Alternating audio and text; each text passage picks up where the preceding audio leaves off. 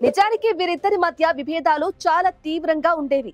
2024 ఎన్నికల సమయంలో ట్రంప్ కు మద్దతు ఇచ్చి ఆయన గెలిచిన తర్వాత డిపార్ట్మెంట్ ఆఫ్ గవర్నమెంట్ ఎఫిషియన్సీ అనే కొత్త విభాగానికి మస్క్ ను ట్రంప్ నాయకుడిగా చేశారు.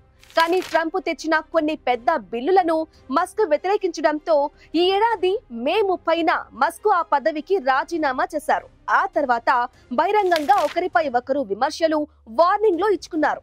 ఈ గొడవ కారణంగా మస్క్ వ్యాపారాలపై తీవ్ర ప్రభావం పడింది. టెస్లా షేర్లు పడిపోయాయి.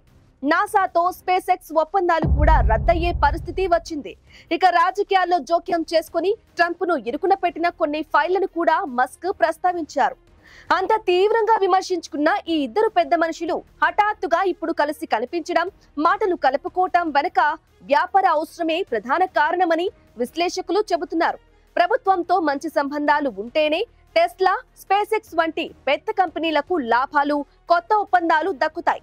తాజాగా సౌదీ యువరాజు కోసం వైట్ హౌస్ లో ఏర్పాటు చేసిన విందుకు టిమ్ కుక్, క్రిస్టియానో రొనాల్డో వంటి ఇతర పెద్ద ప్రముఖులు కూడా హాజరయ్యారు. ఈ ఉన్నత స్థాయి వేదికపై మస్క్ కనిపించడం, ట్రంప్ తో సయోధ్య చేసుకోవడం ద్వారా తన వ్యాపారాలకు ఎదురైన కష్టాలు తీరి మళ్లీ మంచి రోజులు వస్తాయని మస్క్ ఆశిస్తున్నారు. ఏదేమైనా రాజకీయాల్లో ఎంత గొడవ ఉన్నా పెద్ద వ్యాపార ప్రయోజనాల కోసం పాత విభేదాలు పక్కన పెట్టడం సర్వసాధారణమని ఈ పరిణామం స్పష్టం చేసింది.